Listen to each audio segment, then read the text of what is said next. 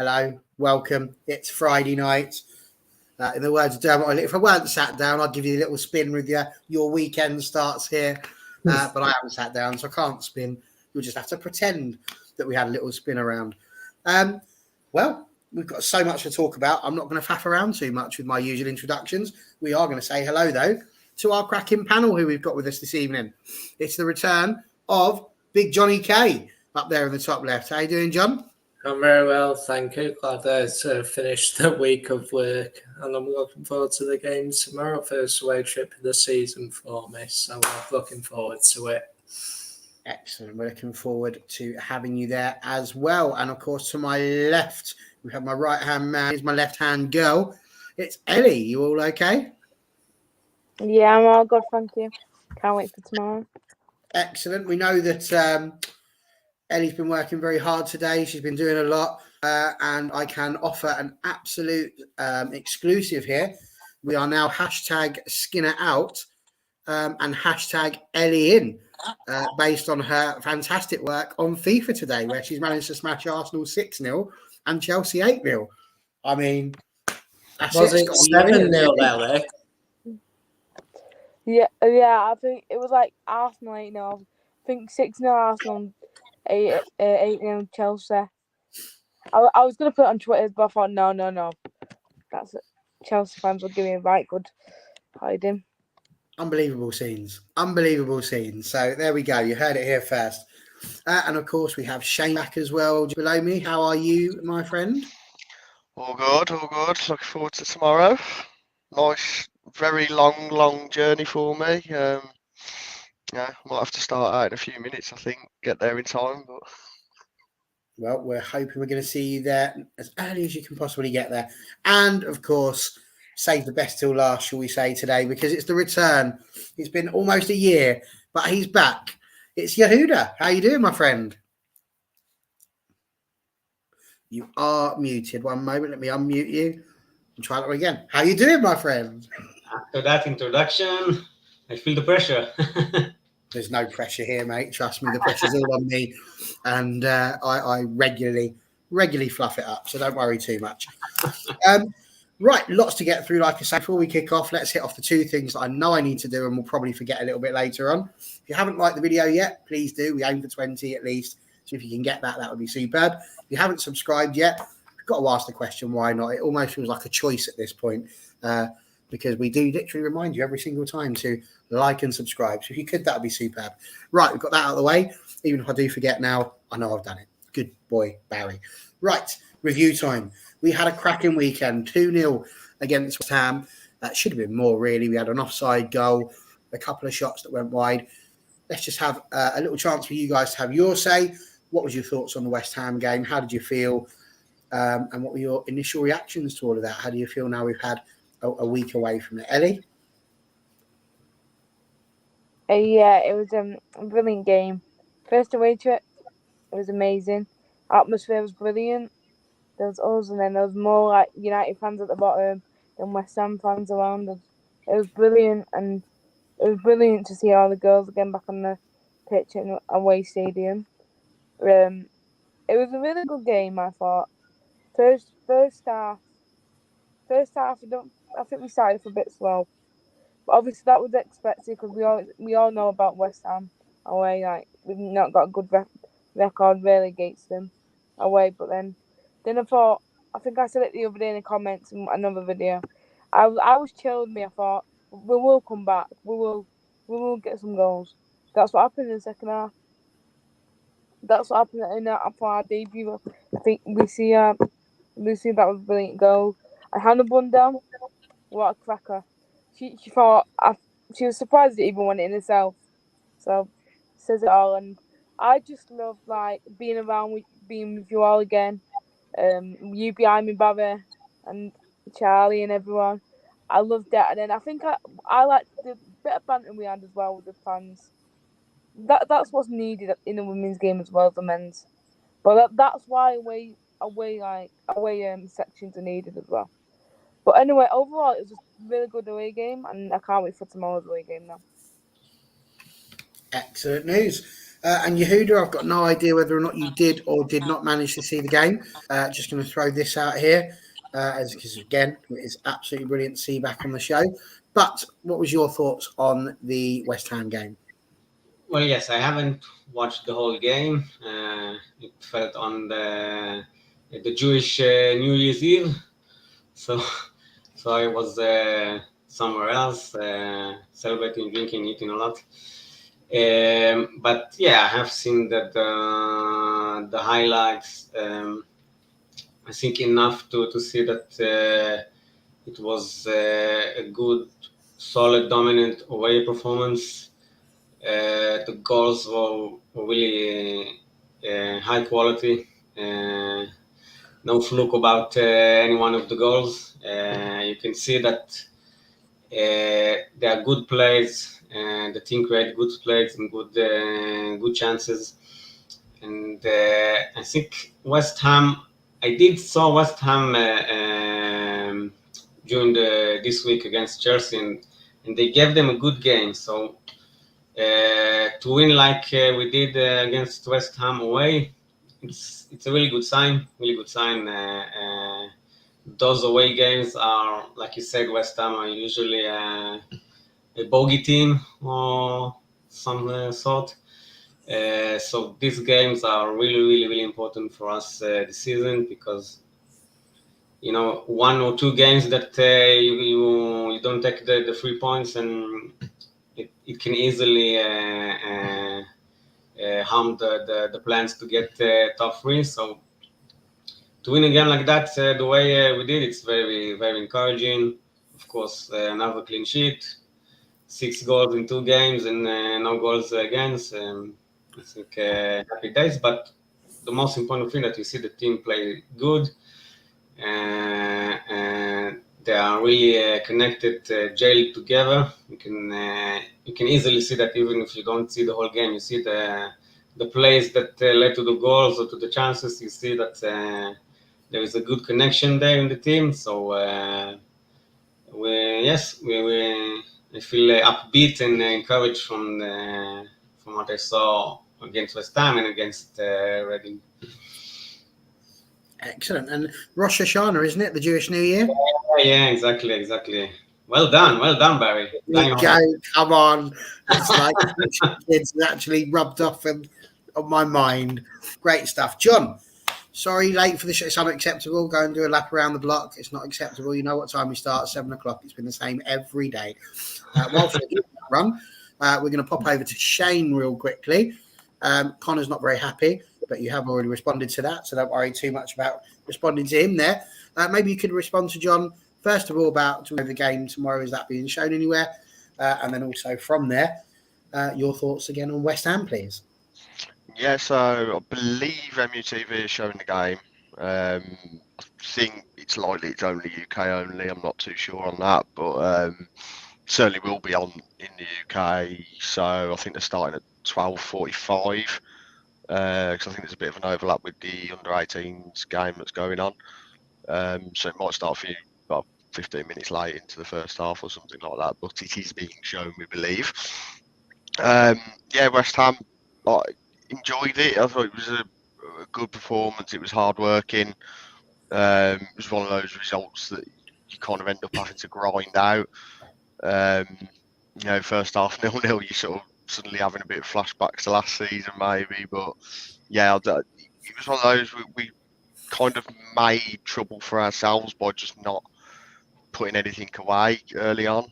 I don't think West Ham really troubled us and gave us any reason to panic, but our own creational finishing maybe was probably the downside to it. It could have been another Reading game where we're out of sight by half time and the second half becomes a stroll, for want of a better phrase. But yeah, pleased with the performance at least. We dug one out of there.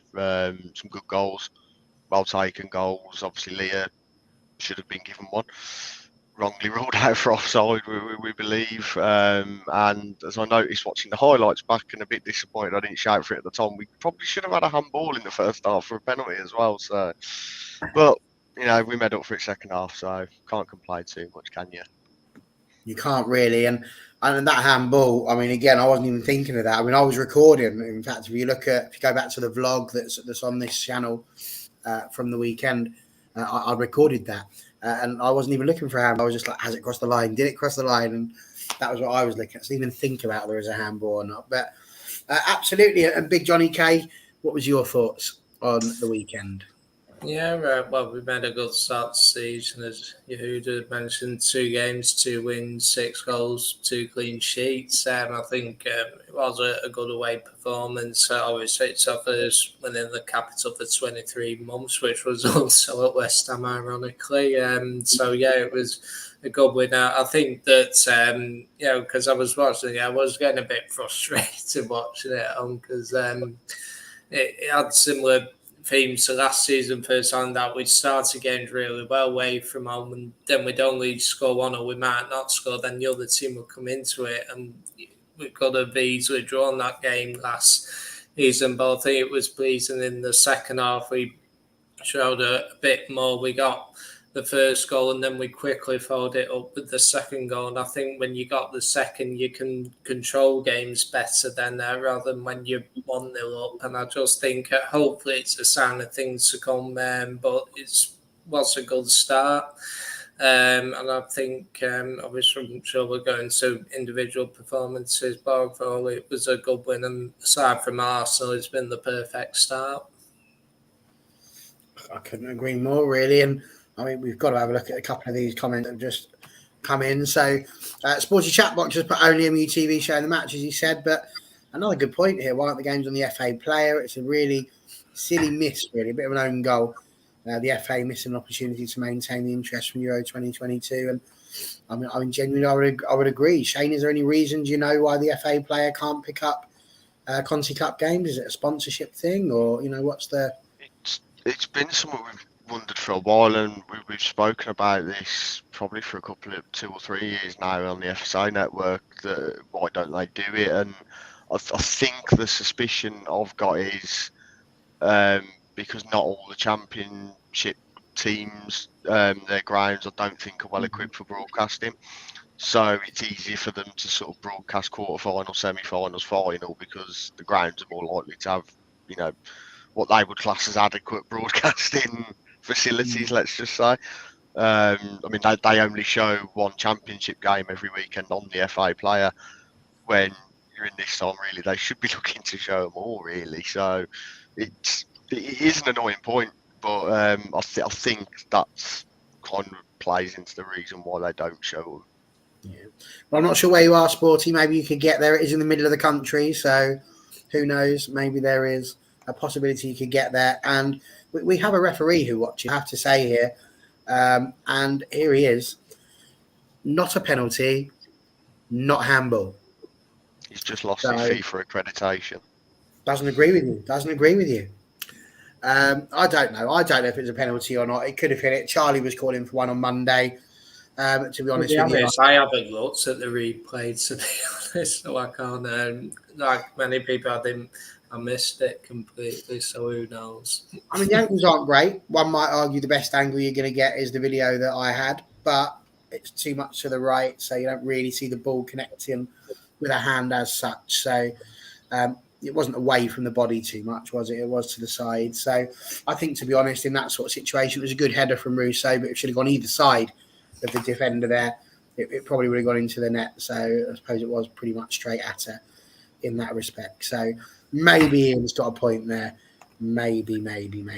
But anyway, as a result of that rather wonderful result, we have managed to climb to, well, I think second in the table. We're about to show you. Now, if this was Connor running the show here, you would have bells, whistles, fireworks. There might even be cheerleaders, all sorts of things going on. We don't have that sort of thing here, not at Baz's house. No. What we have are those wonderful things that I was telling you about, the old league ladders from the Match magazine. So this, ladies and gentlemen, is how the WSL looks at this moment in time.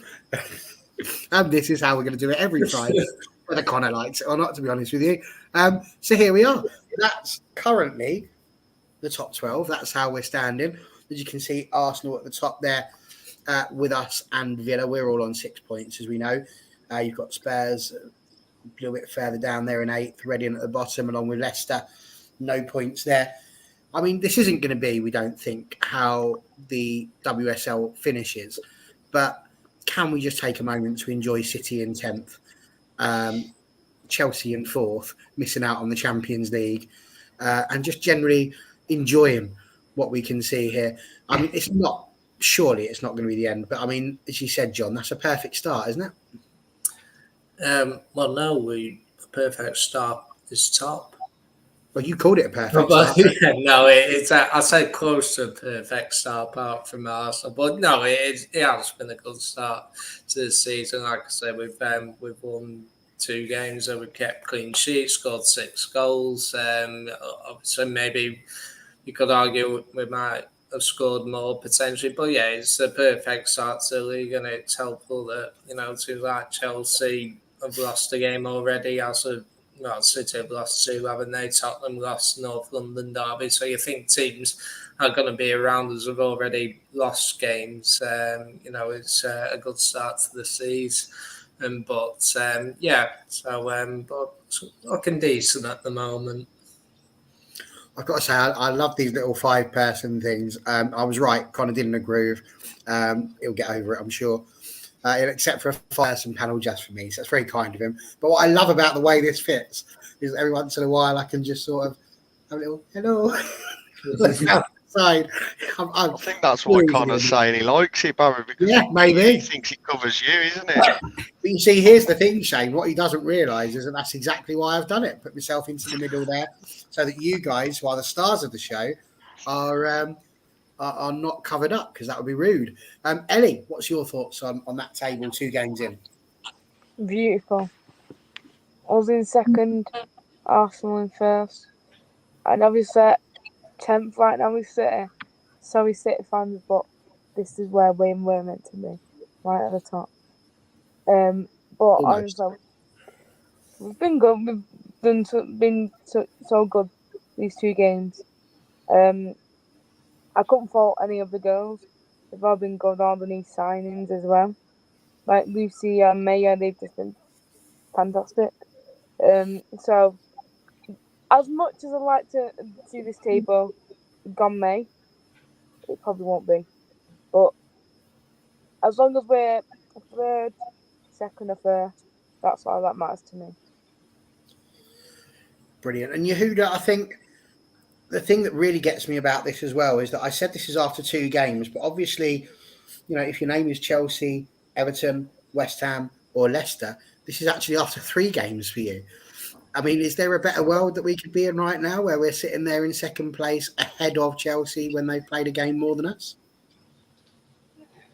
It could be better because we're not 1st, but yes, of course, there are some facts that can give us encouragement. We saw Chelsea draw points to a team like Liverpool, which is not expected. Not that Liverpool are that bad, but the most pleasing thing is City.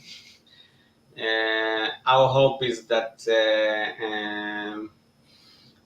City will be the team that we can compete against and take over the 3rd place, because when really you look at Arsenal and Chelsea, even though Chelsea lost those points, you can still see that Arsenal and Chelsea have the quality to be up there. With City, we have a chance, so I hope that at least in that sense that we will be above City. I hope it will stay like this. Of course, if we can get more, happy days. But as long as we keep that thing that we are above City, we will achieve at least the target of 3rd place. And who knows, we can dream that we will be in 2nd place at least come the end of the season. But step by step, give me 3rd first, and whatever comes next, who knows? But yes, if we can close the league and keep the table like this on you, Barry, it would be great. Certainly would be, yeah, 100%. I couldn't agree more. And Shane, we'll just throw it to you as well. But with this point also, Anton says that Chelsea always drop points early, which, I mean, is interesting, but you can't really afford to at the moment. The one thing we've learned about the WSL is that dropping points does massively hamper your chances. And as Paul's put here, let's see how we get on against the big three first. Obviously, we need to play them. And then Anton carries on with City having their Walsh money to spend in January. It might be too late by then, to be honest with you.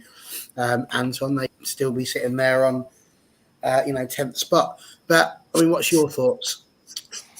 And they're all valid points.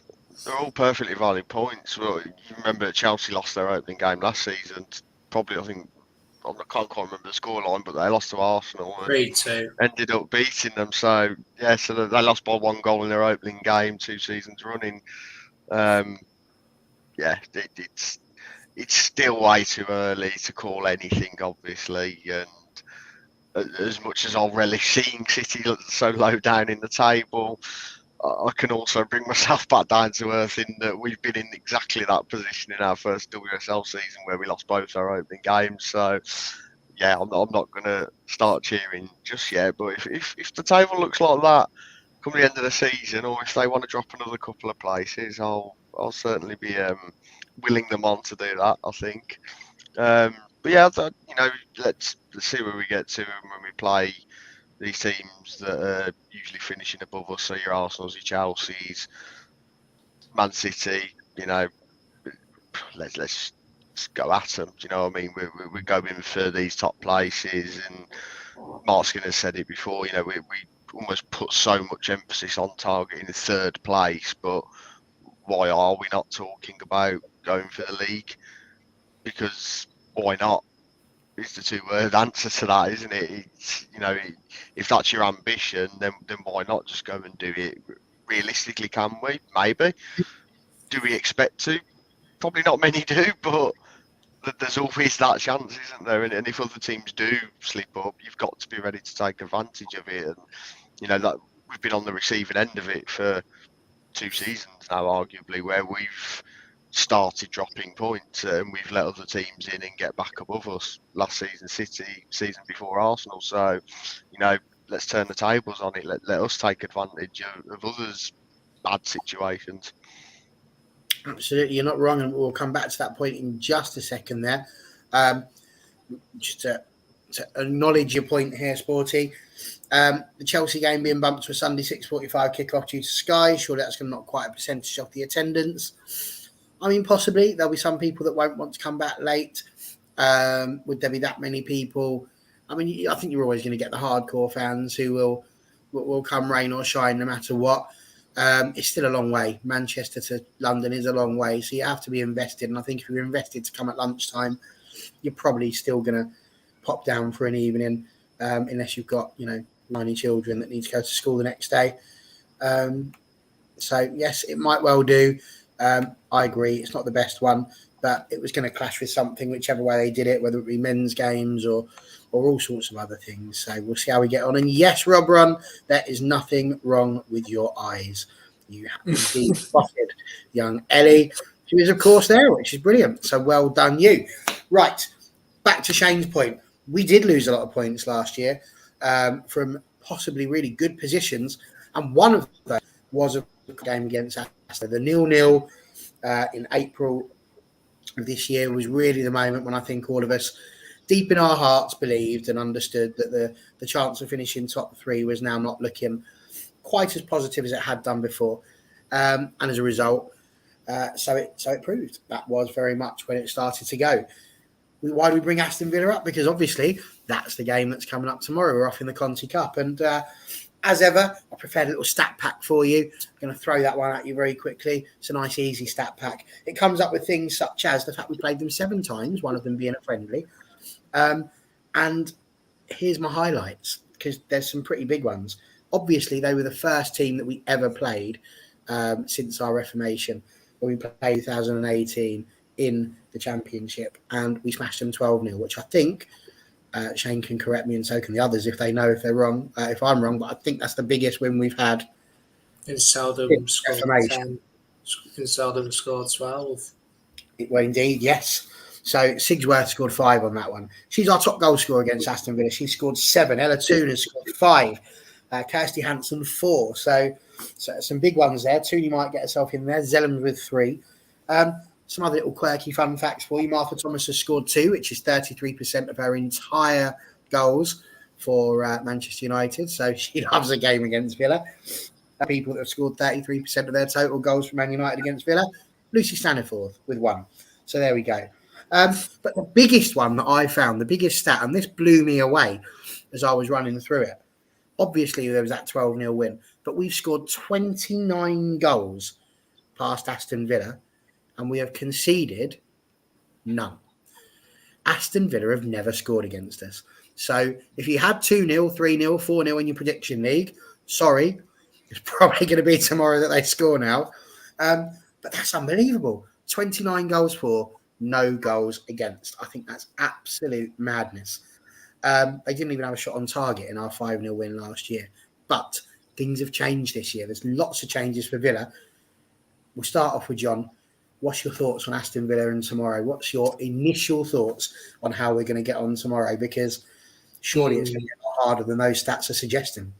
Well, yeah, I do think, and you can't ignore the fact they've also had the perfect start. They've won 2 out of 2 as well, including beating City. 4-3. Yeah, we can laugh at City and all.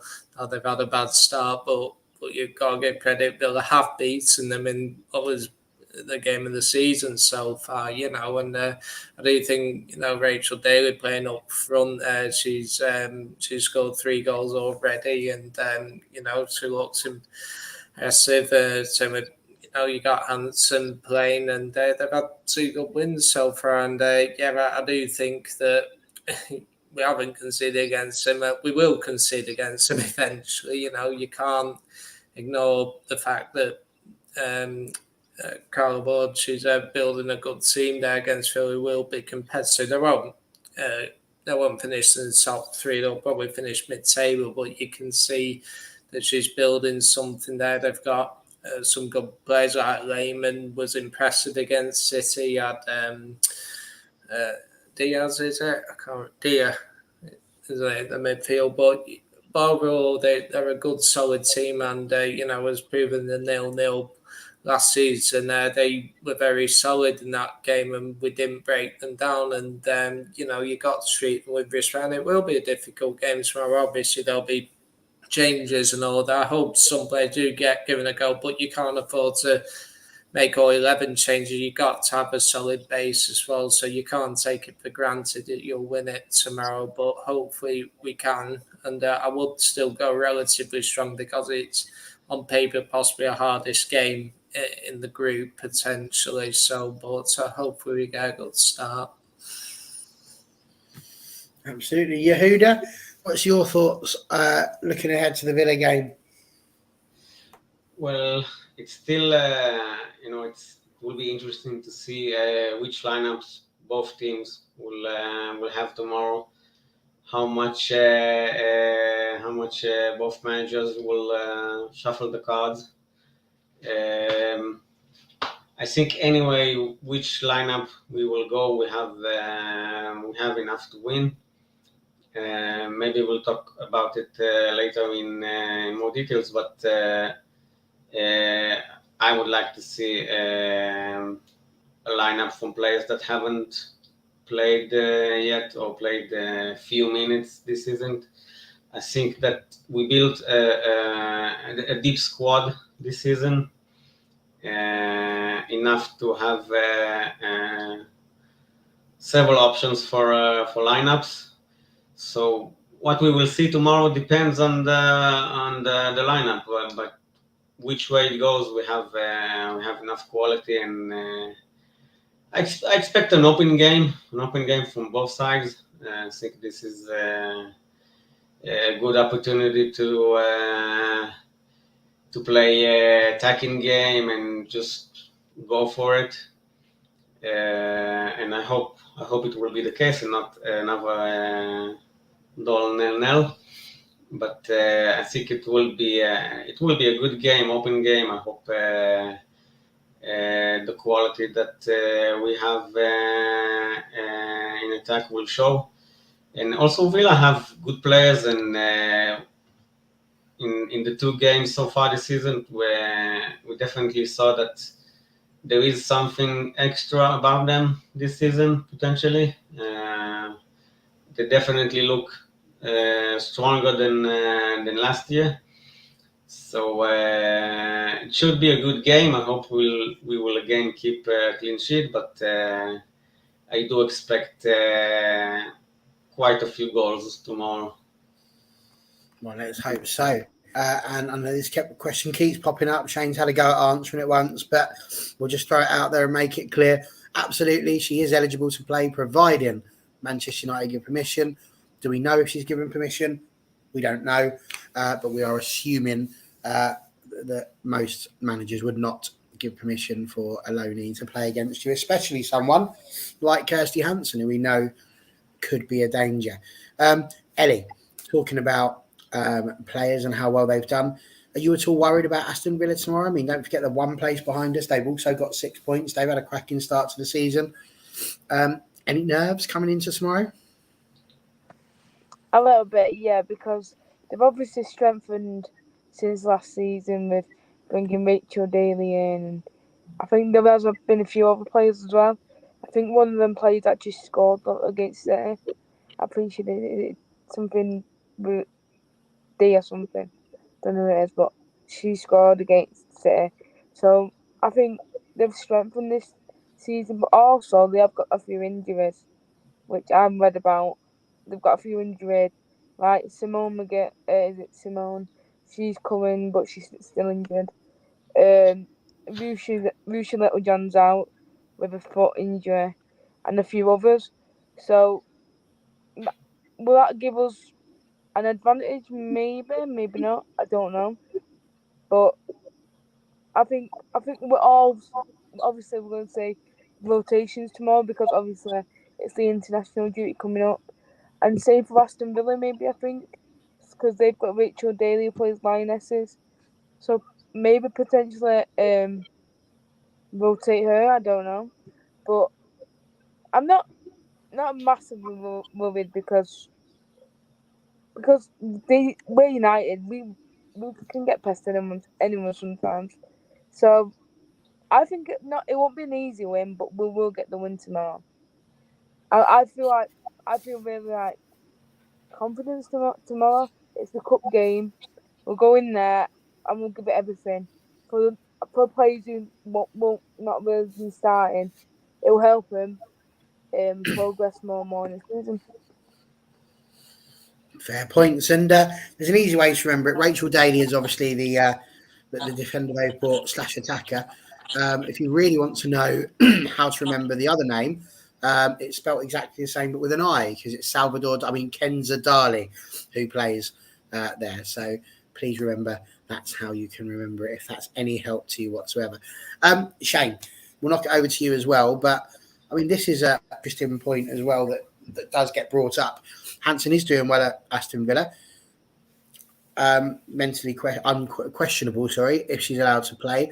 You had a different opinion to that, didn't you, when I mentioned the same thing earlier on? You thought that actually it's not the world's worst thing if she does play. So what's your thoughts to that, and also your thoughts for tomorrow in general? Correct, yeah, and particularly more because it's cup competition. And if we've sent her out to play games and get minutes in because she wasn't / wouldn't get them with us if she stayed this season, and obviously didn't get many last season. We've sent her out to play, so I know it's only one game, but why wouldn't we let her, especially in the cup competition? The league's not too far gone yet that we can sort of look at that as if we let her play, she could damage our league position or anything like that. So I wouldn't begrudge them if they did. I remember when the loan deal was announced, actually, I had a couple of people say to me that if we don't allow her to play against us, then that means Marc Skinner's scared of her, which I just thought was a ridiculous comment. But, I mean, I can see where they're coming from, but I just think that's a ridiculous way of looking at it. But yeah, I wouldn't begrudge them playing against her. Equally, if they decide not to give permission, I'm not going to cry over it. Do you know what I mean? It's one game. She'll play 20 more for them this season probably. So, it's not going to be to her detriment. But you've also got international break after this. Like those dreaded 2 words that I despise so much, international break. Oh, I thought you were going to say Man City there. Sorry. Oh no, that's more of a hatred with a passion rather than despising. But yeah, it's always tricky with the breaks because it's a cup game. So Conti Cup, you expect managers to rotate squads, but then they're also not going to play for 2 weeks at club level. So there's some players that are only going to be in training. You've also got to look at individual player situations. We've got 2 Spanish players that clearly aren't going to be going to the national squad. So arguably, I think I've made this point sort of chatting through the week, haven't I, that why wouldn't we play Honor and Lucia? They're not going to be going to international camp.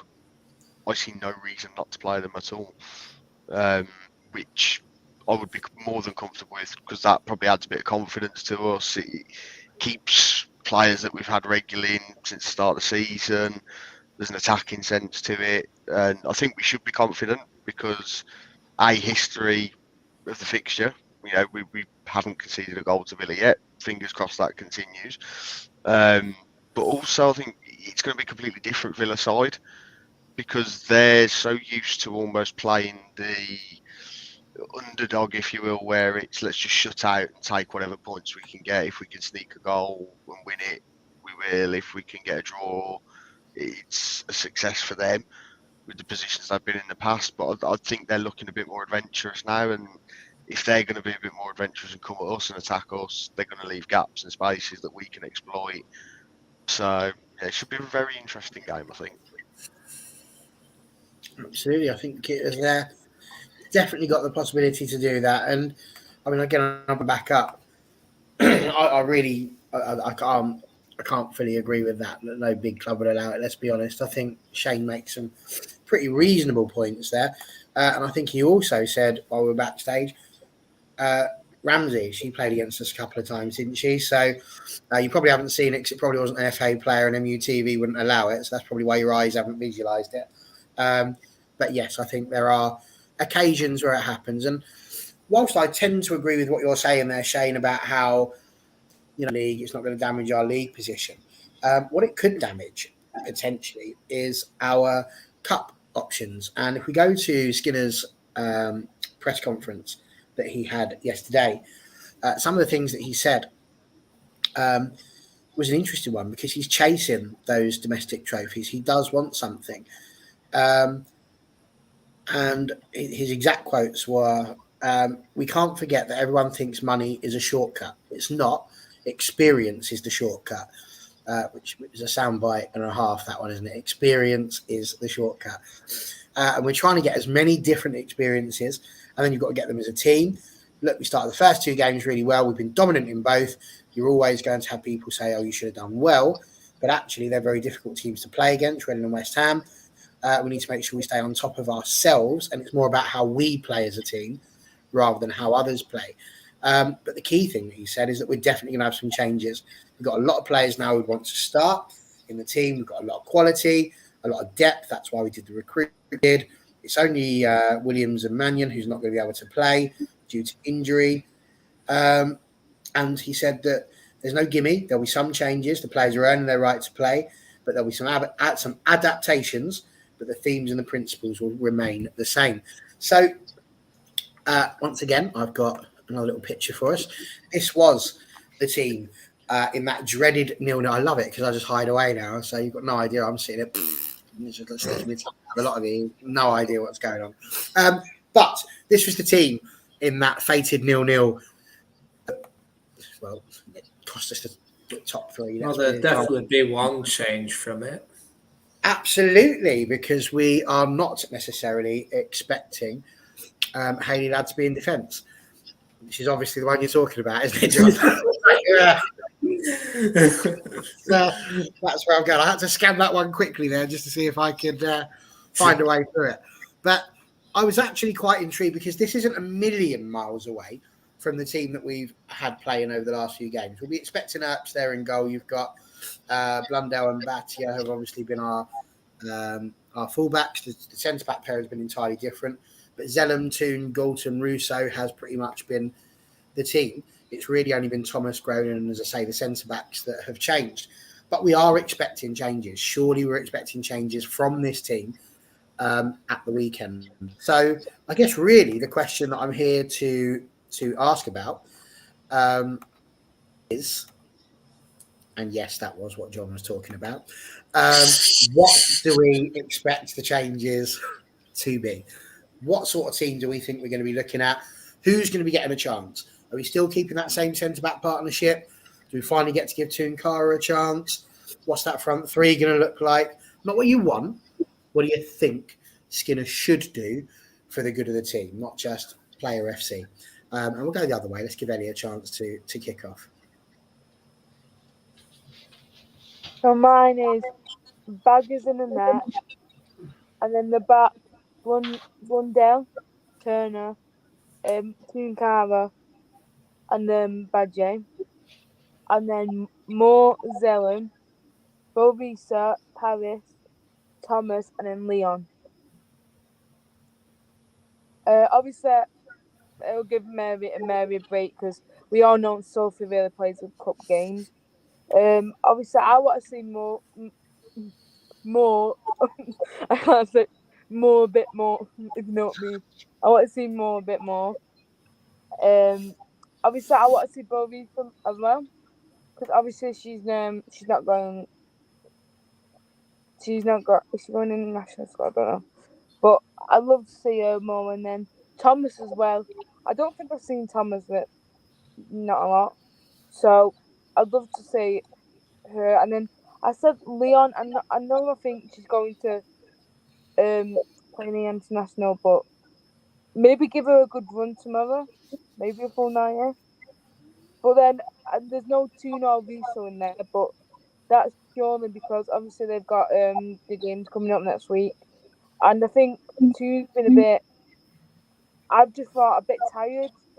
Been looking a bit tired recently, and it just gives them a break on the bench. Like they'll come on if needed. That's what I mean. They'll be subs if needed. But I do think he'll change it around like that tomorrow. Hopefully. Okay, fair point, indeed. And I think this was the one that just took my eye a little bit there because, again, whilst I was doing my stat pack, it was quite helpful to work out that there were some half-time scores. And obviously we've had a 0-0 at half-time, a 1-0 at half-time, a 6-0 at half-time, and a 3-0 at half-time. But generally, the most popular score at half-time against Aston Villa appears to be 2-0 because we've done that 3 times. It's been 2-0 at half-time, at which point we've gone on to win 2-0, 3-0, and 5-0. Whatever team we pick, Yehuda, this is absolutely the truth, isn't it? We've got to win the game first. It's no good going with sentimentality of putting players in just for the sake of rotation. It's got to be a team that we know can stand up against what's going to be a really tough match against Aston Villa because they've started so well. I don't think necessarily rotation will be sentimental. I think, first of all, rotation is necessary.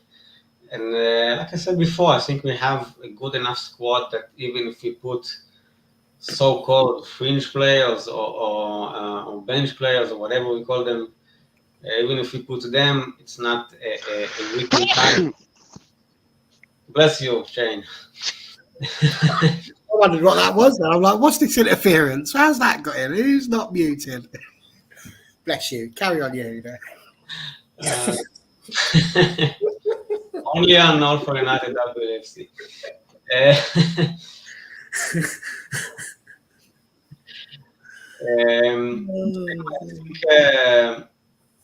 I think because the WSL season is very short and we have a deep squad, we have to use this opportunity to give chances to players, and they're good players, the players that deserve to have the chance. And if in the worst case scenario we will draw or whatever, it's the first group game and it's not a loss. But I do think that we have enough quality, and I do want to see a lineup from players that we haven't seen yet.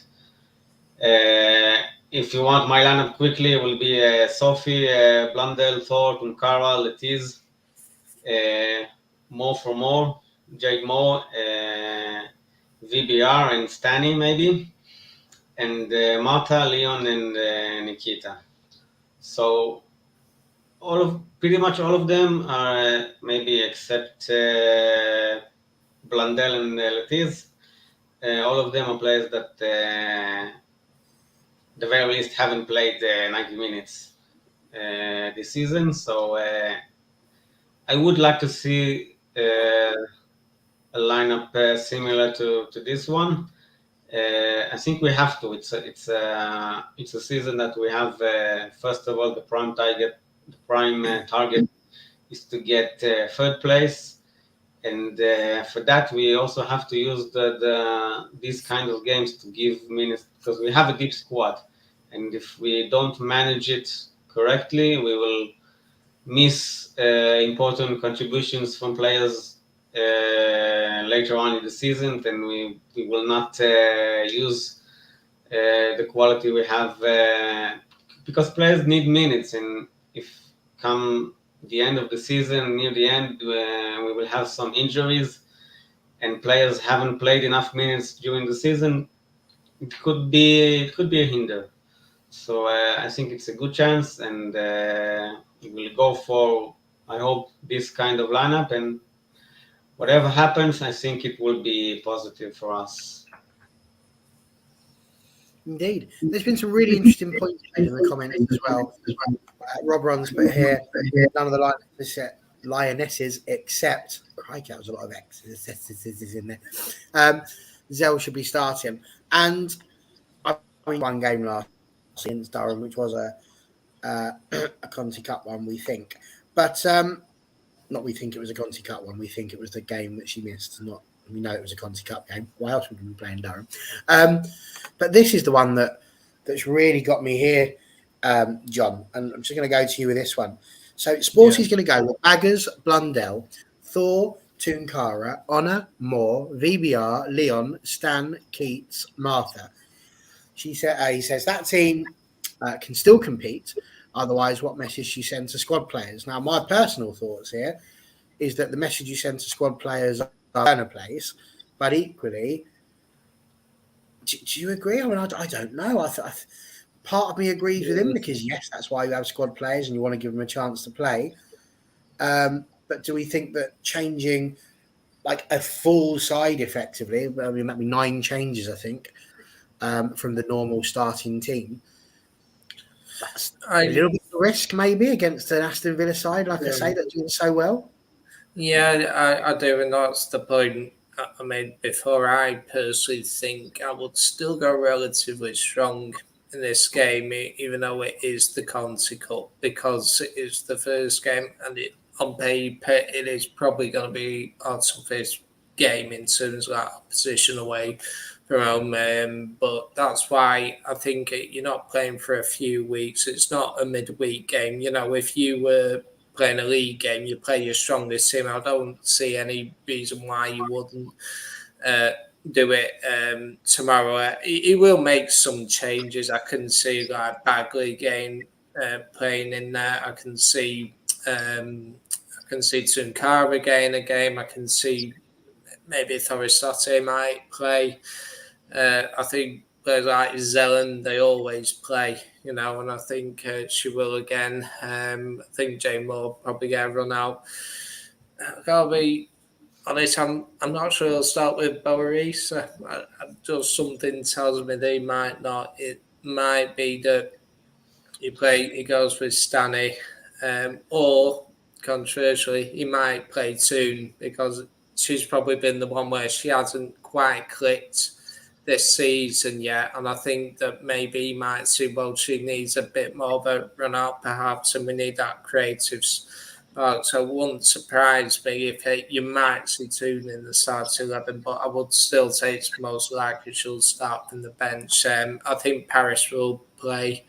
I think Thomas will play, and I think probably Leon will play also. But I still think you need a solid base, and he will start some players that start most games tomorrow. So I do recognise what Greenbox has said, but I don't think it will make all 11 changes. I think it'll be something like 5, maybe 6 changes personally.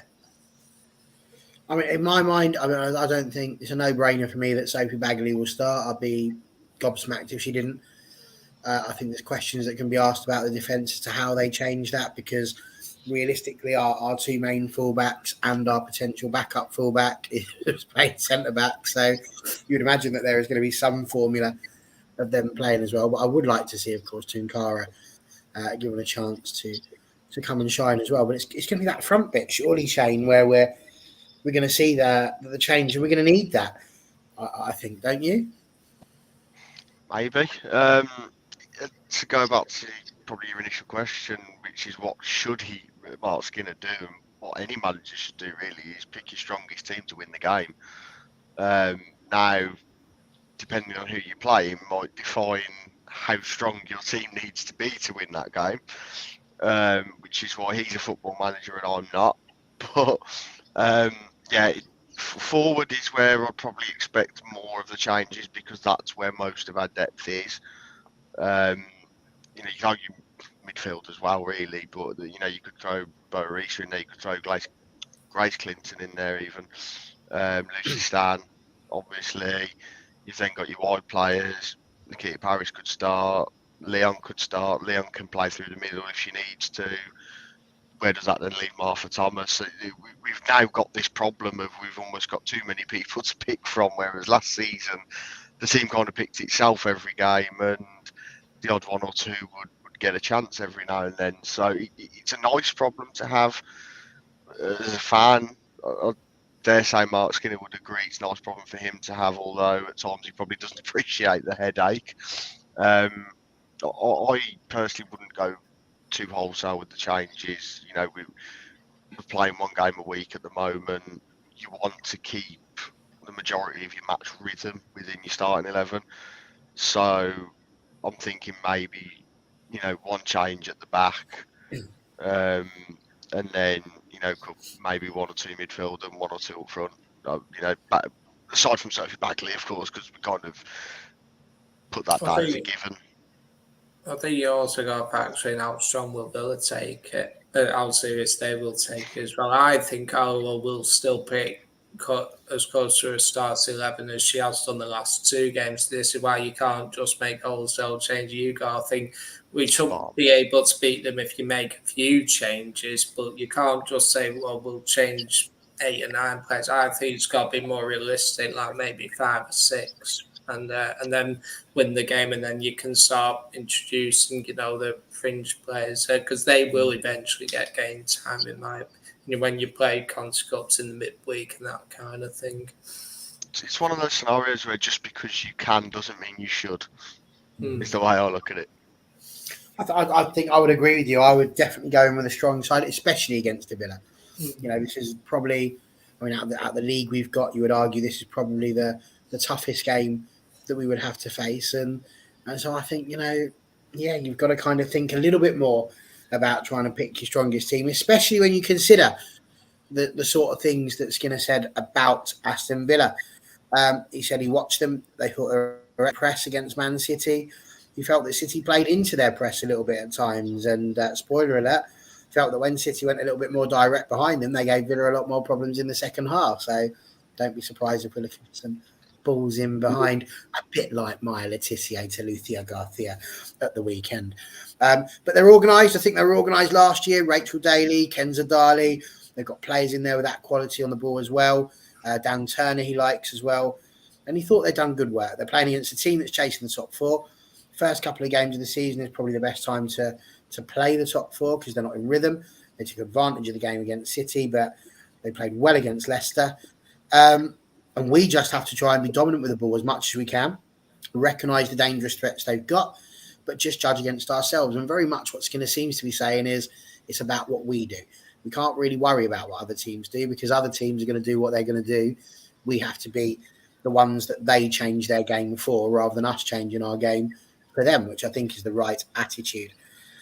He said it was tough there last year, and it was because we watched him. And I think really the thing that's going to get me there is I just want to kind of talk about Skinner's substitutions. It's not something I tend to make a big deal out of when it comes to substitutions, but in the entire year of watching last year, the strangest substitution of the year happened for me in that game against Aston Villa after 10 minutes. The gaffer decided to take off our top scorer in Alessia Russo for 3 goals, Lucy Staniforth. Now, that's not shade on Stanny. She's a good player, but she's not Alessia Russo. It was a very interesting situation. And as you said, Shane, we didn't really have the options to affect a game. We do now. So do we think that maybe we're going to be looking at strong squad to begin with and then maybe bring in the subs and try and give them more time if we're 1, 2, 3 goals up? Or are we going to try it a different way? You know, what sort of strategy would you employ if this was Football Manager? I'm going to give you 30 seconds. Strong and then that? Are you still making all those changes? What do you think, Kelly? So after listening to you all, I think I would now actually try and start with the strongest team and then bring them all on then. If we're say 2-0 up or 3-0 up, then start bringing them all on in the second half and take our best players off so they can have a rest. That's what I'd do. Okay, so we're going to do something a bit different now. I don't usually do this. We're going to let everybody unmute if they want to and say what they want. I think we're all agreed Sophie Bagley is going to be in defence. What's our fullback situation looking at? Are we sticking with Honor and Blundell? Yeah. I think Honor definitely starts. I see no reason to rest her at all. So if Honor starts, that's presumably going to be the right or left back. So are we going Letitia or are we going Blundell? I would like to see Letizia right back, maybe for this time. And maybe put on the left and let Blundell have a rest. But I think it's important also to see Letizia on the right side of the defense. It's basically her natural position, which I think in the long term will be her position for us. Maybe against Reading for different circumstances she played as a centre back, but I would like to see her maybe tomorrow and for the majority of the season at right back. So maybe this will be a good opportunity. And on the left, Ona or Blundell, whichever way it will go, it will be a perfectly good option to start with. I was just going to say, Ellie, surely we give Blundell the game, don't we? We want to capitalise on her hot scoring streak. Yeah. Yeah, of course we do, but I think Maya's done a really good job so far. So I'd put her with Honor, to be honest, because she just proved herself. So she can go and get goals tomorrow, really, Maya. But I'd love to see Blundell there as well. Cause It would be very interesting. Stick Honor on the left and put Hannah up front. Why not? Accurate finishing like that. I'd give her a go. I tell you, that would be interesting if Daly starts up front and Turner's playing in defence. That's what I Well, this was the question. Perhaps that's really good, though. You know, they could distract each other. That would be great. Centre backs, what are we looking at? Surely, I mean, Turner is surely going to be one of them. Tunkara, I'd like to see Tunkara now tomorrow. Give her a chance. It's 2 of the 3, isn't it? Yeah. Millie or Tunkara, surely. Or are we looking at Thor? Is Thor going to get a chance? Thor is down in order, isn't she? I think if she plays, it'll be right back, you know. Because she has played there before, but I just can't see that she gets in above anyone else at centre back. Interesting ideas. Zellum, undroppable, or is she getting a rest tomorrow? Hands up for a rest. She always plays. She's like death and Yes, taxes she in life. she plays out every game. So. I would put my hand.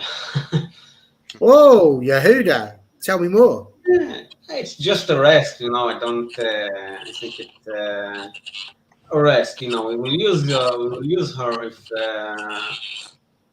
the game needs, or in any case, to give her maybe a half or less. But I just think it's a good opportunity to let someone else play. I don't know, in her position, or generally just instead of her. But I would like to see Borisa, maybe Stani get an opportunity, because I don't. I don't see a lot of opportunities for her, if I'm honest, this season. So maybe tomorrow will be a good chance. It's also a possibility to start with Zellem and maybe put Stani on in the second half. But I wouldn't rule out Zellem having a rest tomorrow, because she's also going to the international break with the Lionesses. So I don't know, whichever way it goes, it will be fine. But why not a rest tomorrow? Okay, fair point. So potentially Zellum, it is very much a case. VBR or Toon potentially, or Clinton could potentially be one there. And is it going to be Ladd? How do we feel about the other midfield spots there, John? What do you think? I think. Well, I do think Zone will play. I think Moore will probably play. The final midfield position, I think he might go with Tuna. Personally, I think he'll still go relatively strong, so I think he might play a. I certainly think Garcia will play. But you Well, could argue that her and Anna could move over to the left side, and then you could have Nikita Paris start from the right. I feel like this must be a must-start game for Nikita Paris, if I'm being brutally honest. I don't tend to go too deep in my opinions and thoughts, but I mean, obviously, if Garcia's played a game, it's 2 games she started so far. Nikita Paris, we paid money for to bring in. Surely this is a must-start game for Nikita Paris. Would you not agree? She's got to be getting some game time, otherwise it starts to become a bit tricky, you would think. Yeah, Absolutely agree. yeah, I think she will play tomorrow. Yeah, she gonna have to start getting game time, because doesn't she want to get in the World Cup next year? That's why she wants game time now, to get in the World Cup. And that's what I mean when I say it could become tricky. At the end of the day, she's left a club where she wasn't being played because she wasn't in the manager's plans. If she ends up being in a club where she's not playing and she was in the manager's plans, then it's mind blown. I don't quite know what to say about that. Brilliant. Rousseau up front, or are we changing our striker to Martha Thomas or Adriana Leon? Adriana Leon, I think. Leon? Ellie, who are you putting up front? Leon. Yeah. Leon? Give Bruce a rest. Shane? I think it's tricky because Martha Thomas hasn't really done anything wrong when she's come on from the bench either. So I think I think it's between her and Leon to start, and I still think Russo could come off the bench, but I wouldn't necessarily be classing it as resting Russo, because I can't warrant that anyone needs to be rested after playing 2 games at all. I just disagree with that notion. John, who are you putting up front? Thomas. Wonderful. Okay. Right, we've got a few we want to get through that we're just going to bring it down to a bit of a close. First points, score predictions. I'm sure you Obviously, haven't had to hand any in this week, but what do we think the score's going to be? Ellie? 3-2 to us. Gonna be loads of goals tomorrow, I feel. 3-2. Okay. Yehuda? I would go for 4-2. Shane? I'll go for a nice steady 2-0. At half-time and full-time, or just at full-time? Not right for that. No, go full time. Okay. And John? 2-1 United. Oh, you think we're going to have our first goal conceded? Oof, do you know, I think we're going to be doing a statement. I think it's either going to be a really ridiculous, like 1-0, because we've not underestimated them. I hate to say We're gonna that, have but it 3-0. wouldn't surprise me if it went to the dreaded P. No. It wouldn't surprise me if it did, but I hope not. So I'm just going to go 2-1. Well, John's gone 2-0. Chris has gone 3-1. Okay, so that's really cool. Let's move on very quickly to the last part of Marc Skinner's press conference. He spoke a little bit about Maya Le Tissier, and whether or not she should have been called up. He made a few points, to be fair, and basically he said she's been wonderful. Maya hasn't said anything about it. It's the type of girl she is. She's not expectant. She just works hard. When, and I believe it will be when, Serena calls upon her, she'll be ready. She's an ultimate professional for someone who's so young. I'll be very clear. I'm going to protect her in the good, the bad, and the indifferent times. We're here to make the best people and the best players, and she's definitely one of them. Our players are humble. They just get when we work hard, let our football do the talking for selection. So I'm not going to go deep into this one. I just want to know, yes or no, should Maya Le Tissier have been picked this time around? John? Not quite yet, because I do think if ever there's a time trust England manager, it's Serena. So I do think, and you can't really argue with someone who's won the Euros twice. She knows when someone will be ready in that. So I don't think yet, but if she keeps up her form, maybe next international break or maybe February she will, but not quite yet. Okay.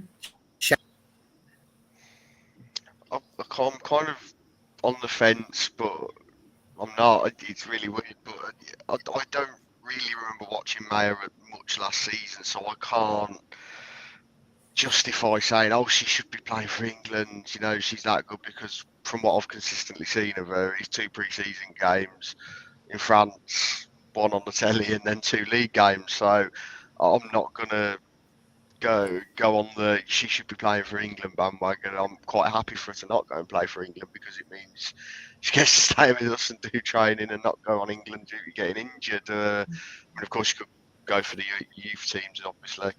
But I would probably say, from an England point of view, is that Serena's probably going to pick the team close to what she had at the Euros, because there's another tournament next summer.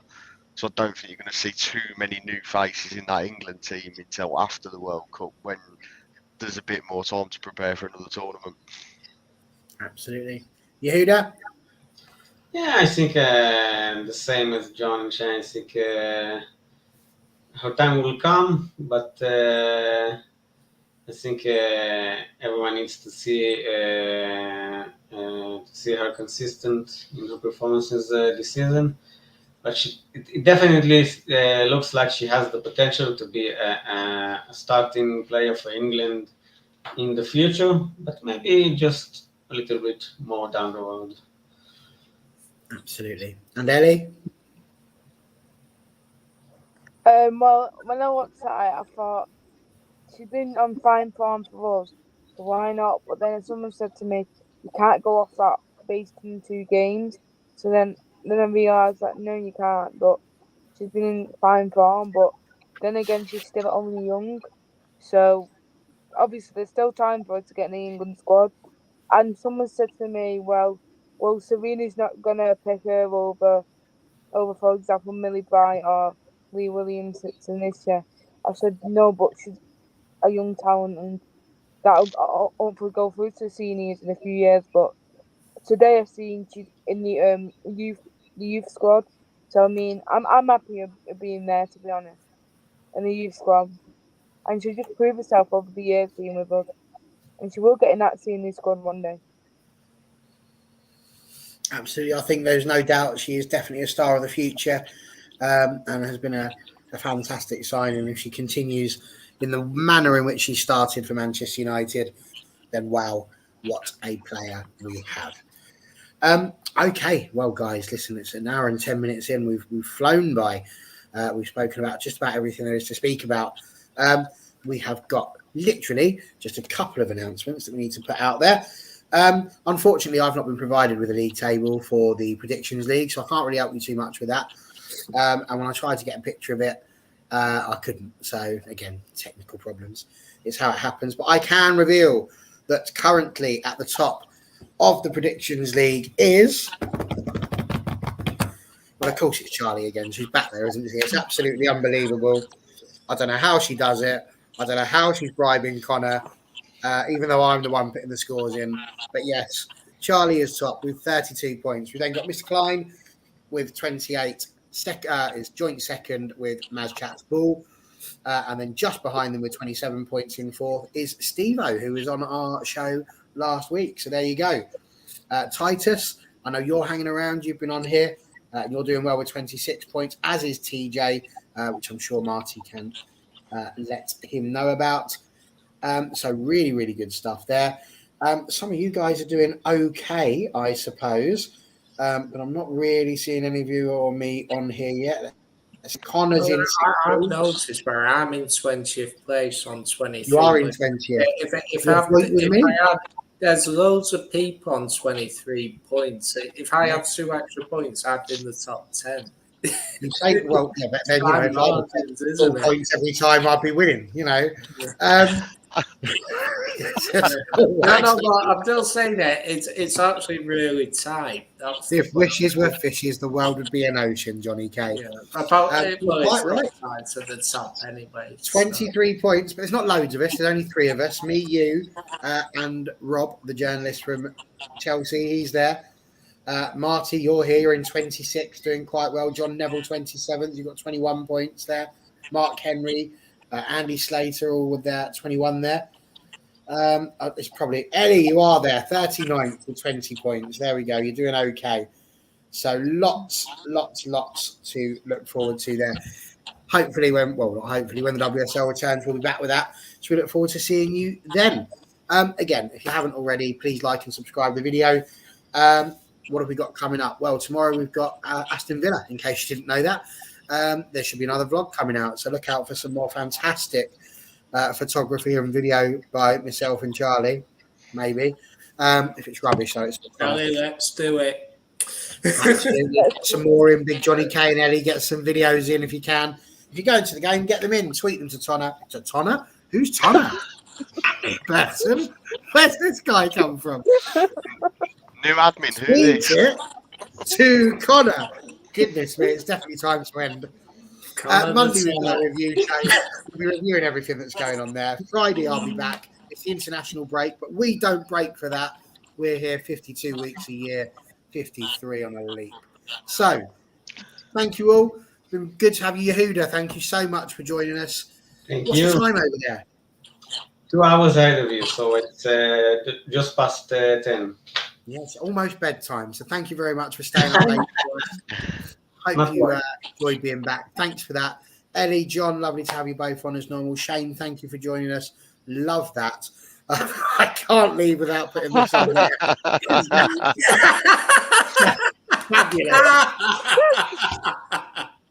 That is brilliant. Wow. To do that, you know. That's unreal.